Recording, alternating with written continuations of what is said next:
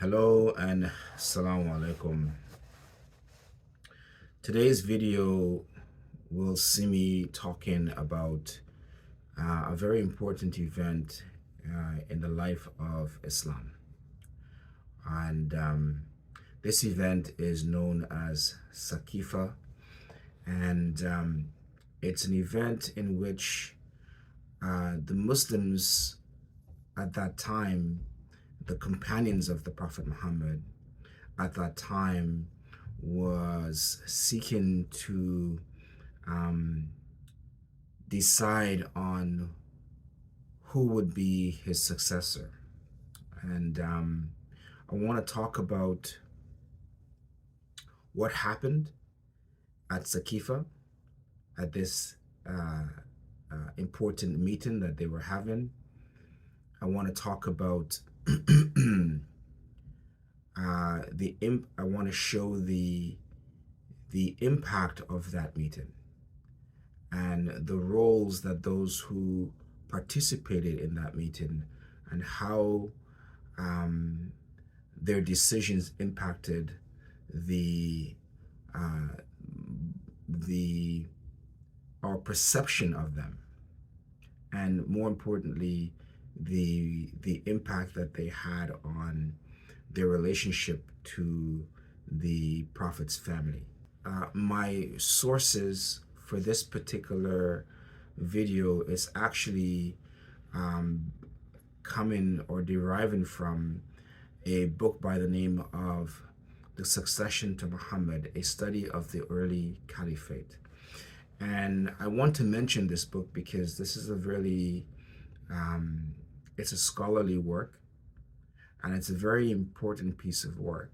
And more importantly, it's from someone who is not Shia themselves, and they're not Sunni per se as well. They stand right in the middle. And this work is actually authored by a professor by the name of Wilfred Magdalen. A little bit about Wilfred Magdalen. So he was actually a German scholar of Islamic history. He studied Arabic literature and Islamic history in Egypt and Germany. He obtained his PhD from the University of Hamburg in 1957.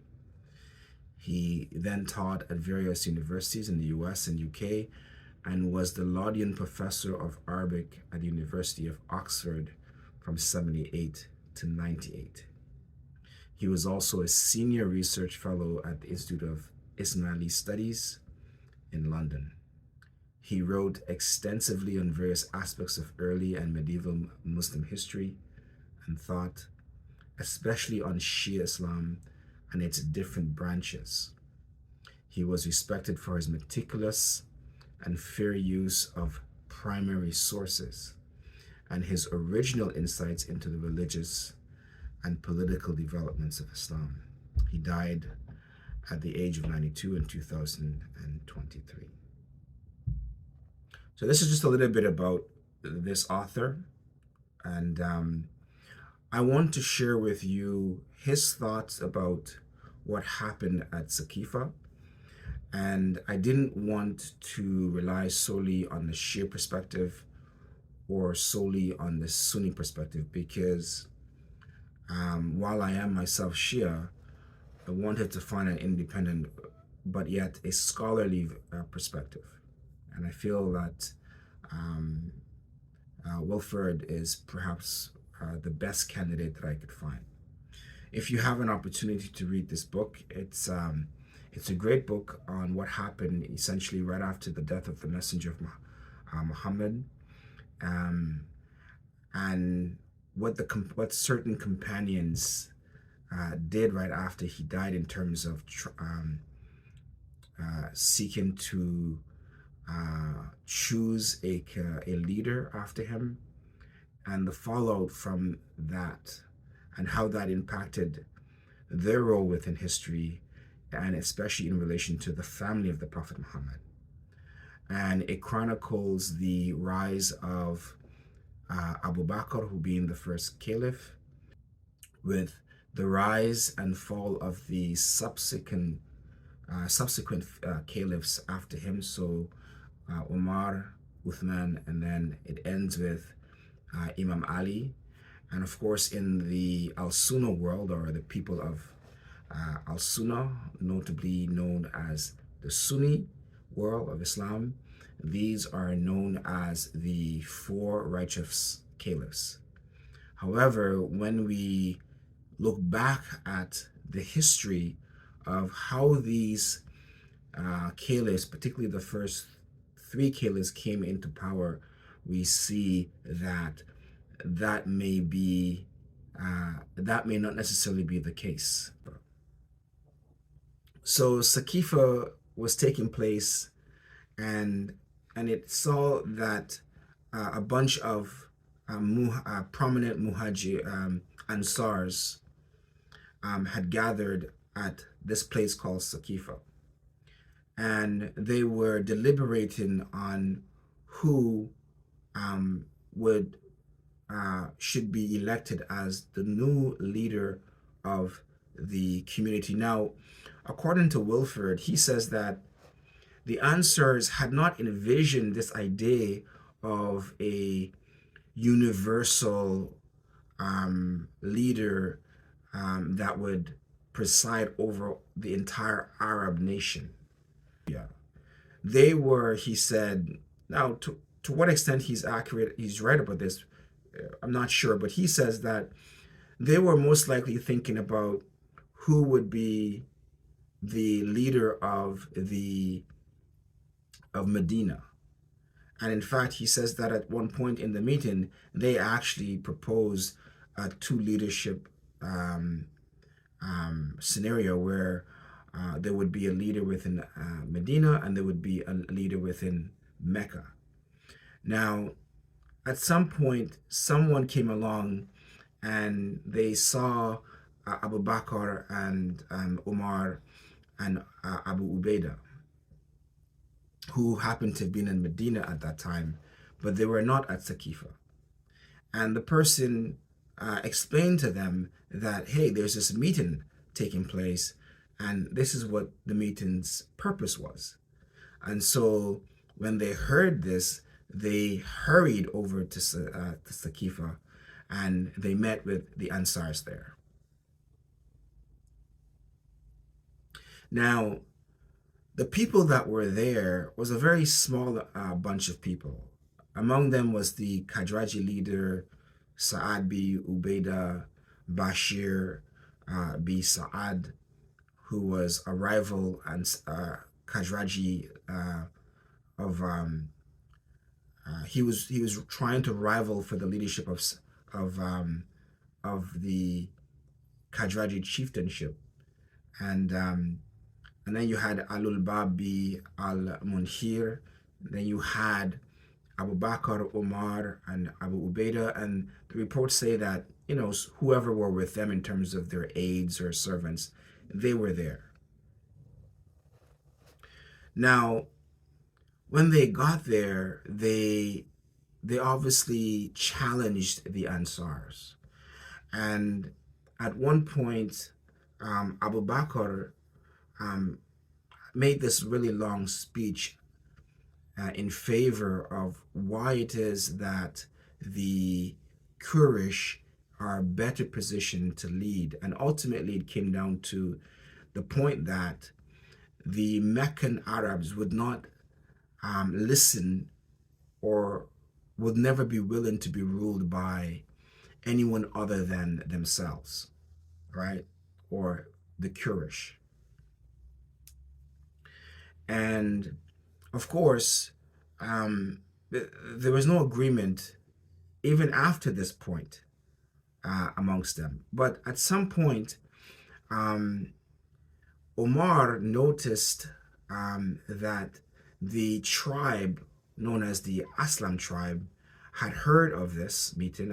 They were actually the enemies of the Khazraji tribe, and they had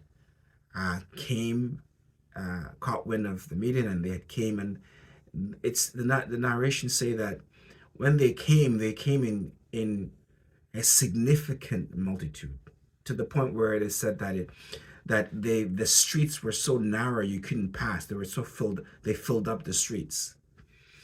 And it was at this point when Omar noticed that they had arrived, that he gestured to Abu Bakr to put out his hand to give his allegiance to him, because at some point, after Abu Bakr had said, "Listen, I would recommend Omar and Abu Ubaidah," and of course, the Wilford said that these were not serious recommendations, because while they were to some extent prominent companions, there were certain things about Omar that they could not have chosen him. And Abu Ubaidah was, although he was a companion, he was not a very notable or significant or prominent companion.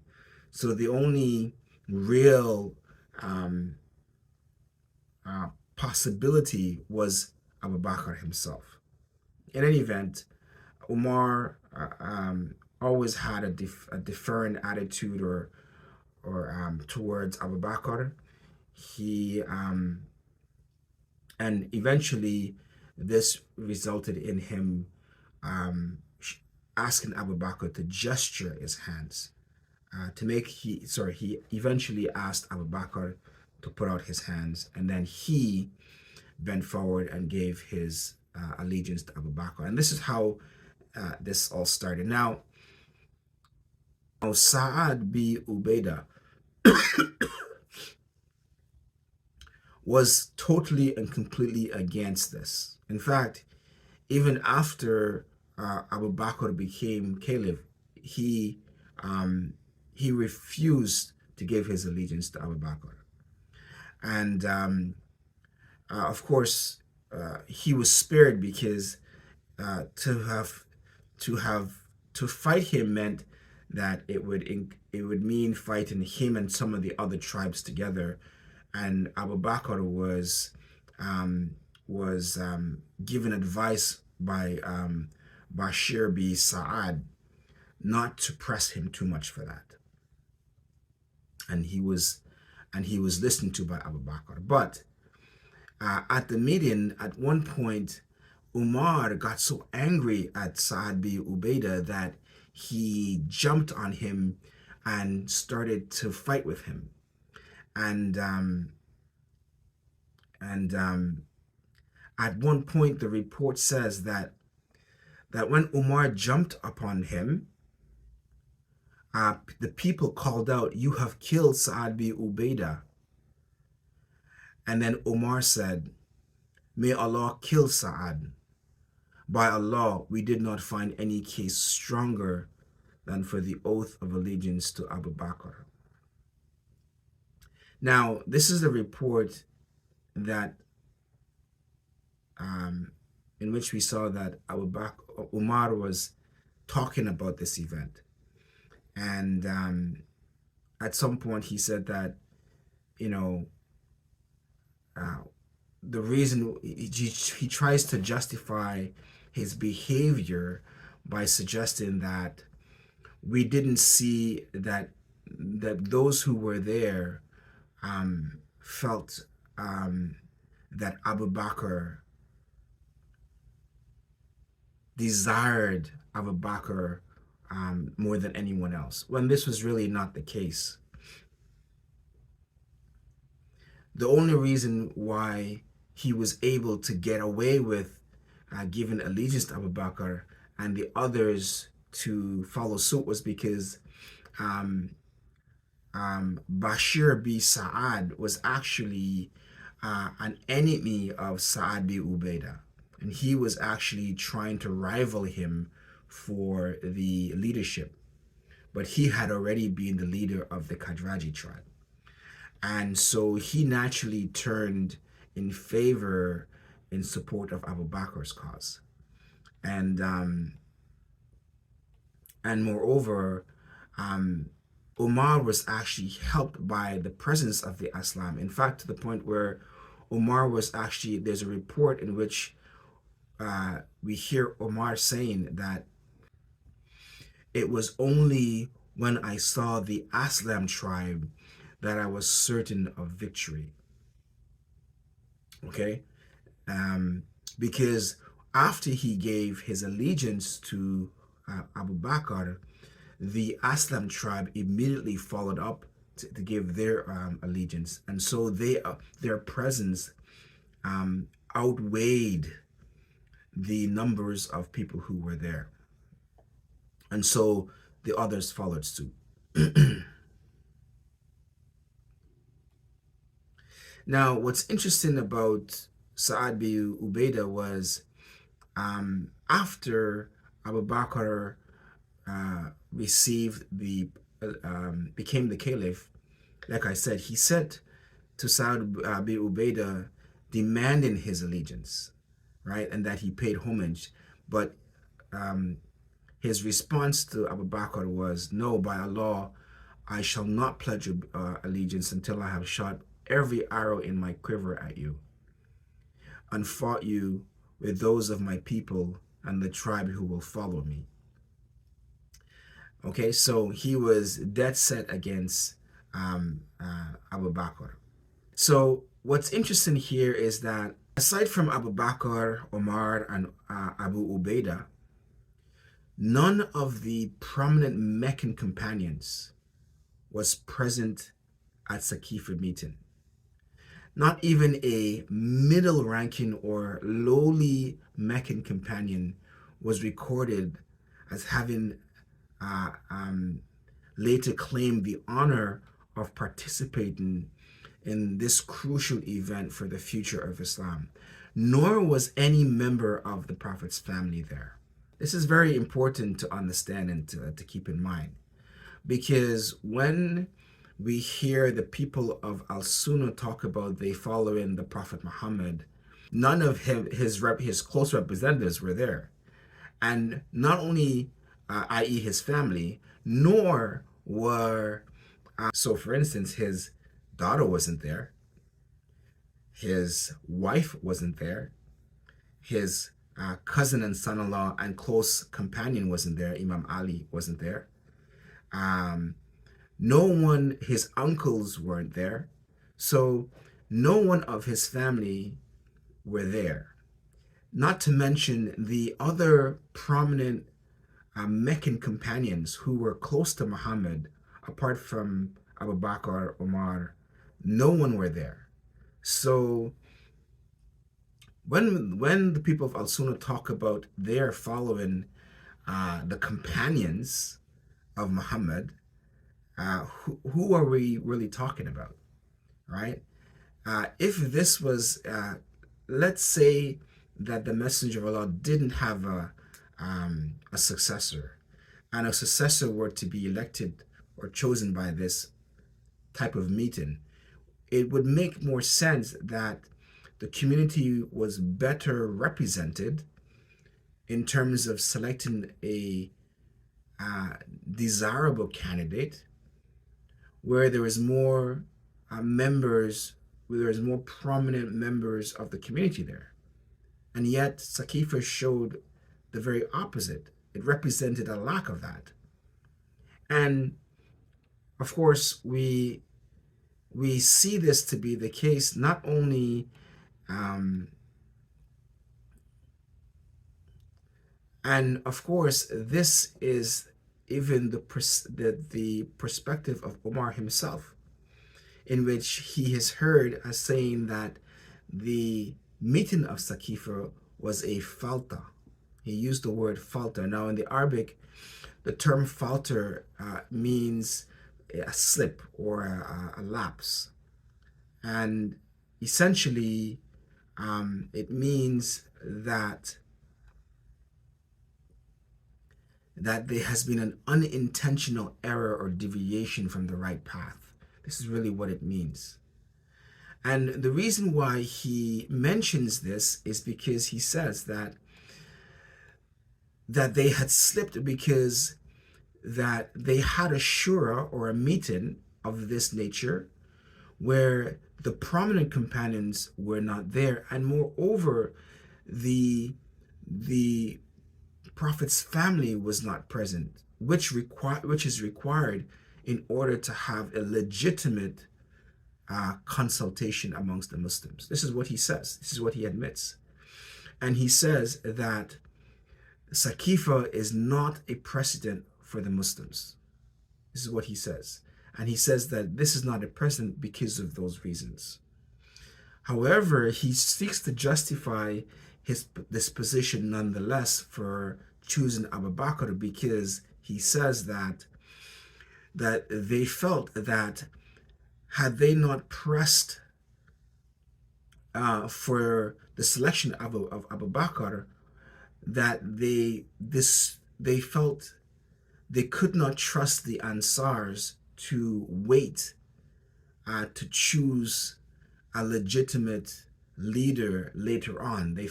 He said that they felt that had they left that meeting, the Ansars would have gone ahead and selected a leader, and they would have felt compelled either to do one of two things. He says either to fight against the selection of whoever they would have chosen, or to be compelled to accept whoever they had chosen. And so they were not willing to entertain either of these possibilities. So they, there and then at that moment, continued with the meeting and pressed for Abu Bakr. This was continue with the meeting. And so this was the rationale for why Umar felt that in spite of the fact that he felt it was a falta, he felt somewhat relieved and justified in doing what they did.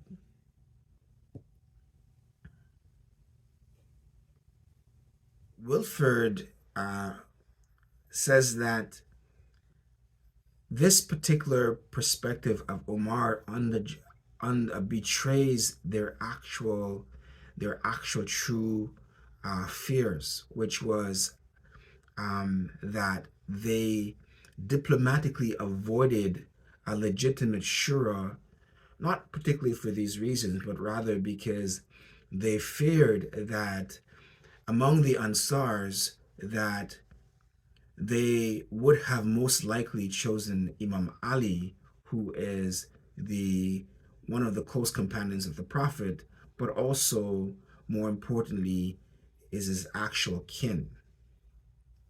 And the point that he makes is that he says that when we look back at how they treated the Prophet Muhammad, that they had actually recognized their kinship with him previously before, even at the time when few of them were Muslims. And at that time, they had granted him protection.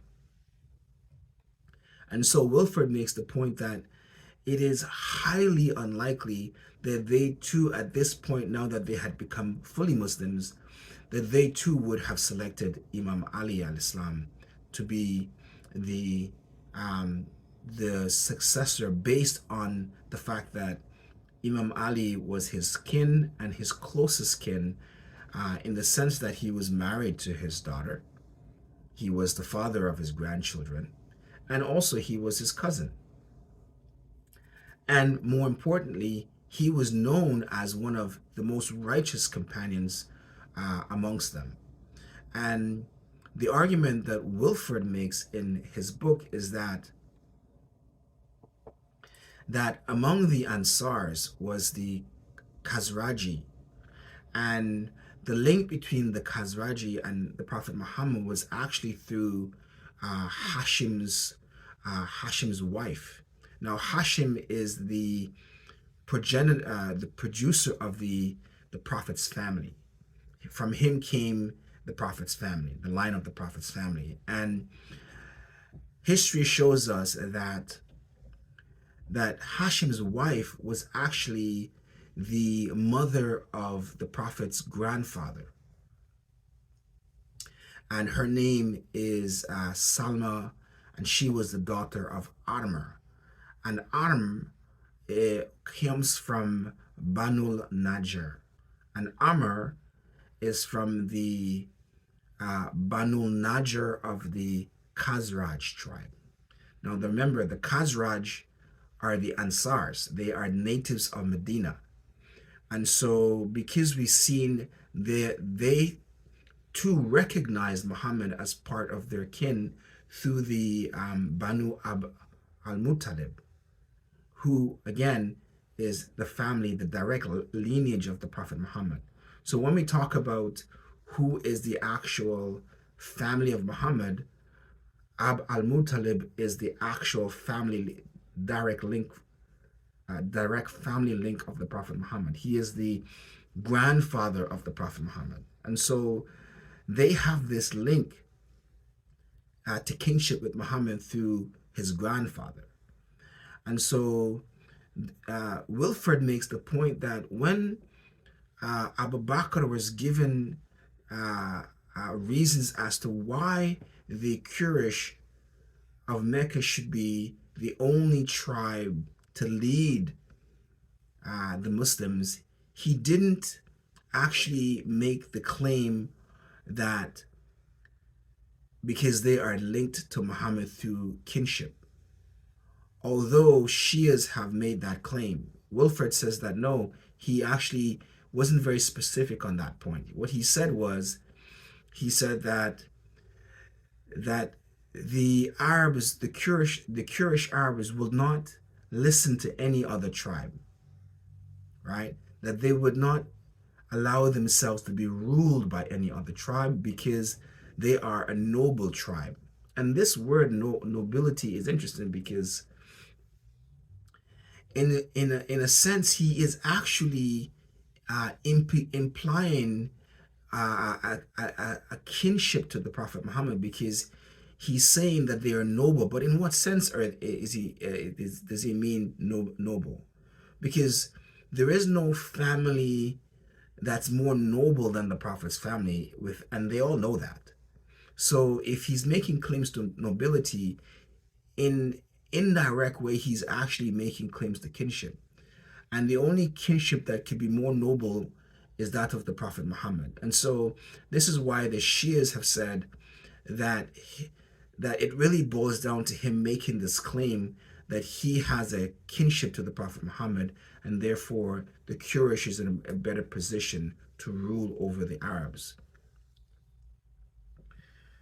And because the Shias have made this point, the Shias have said, well, if he can claim the right to leadership after the Prophet Muhammad, that the Prophet's family is in a much more better position to make that claim, and more deserving of it because of their close kinship to the Prophet Muhammad.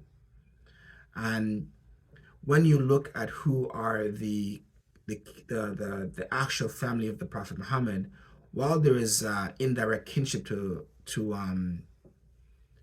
the Quraysh, it's actually not through the Quraysh that his immediate family are connected to, but rather to the Banu Hashim. And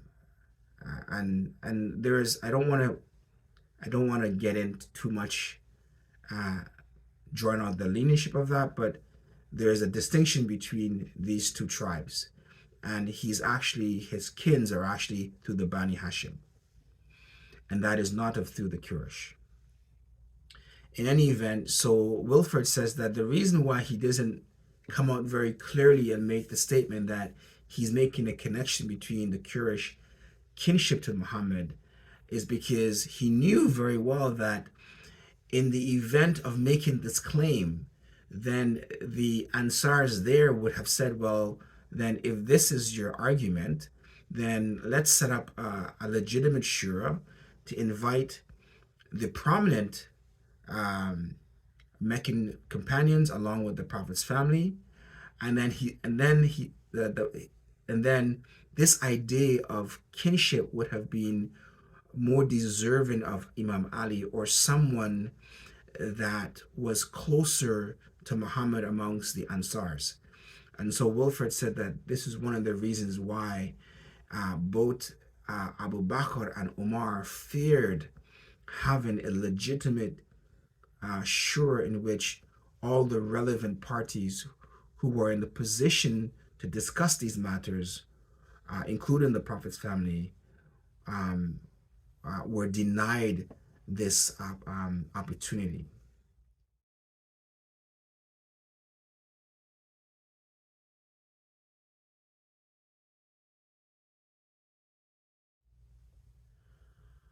I want to leave it there for now.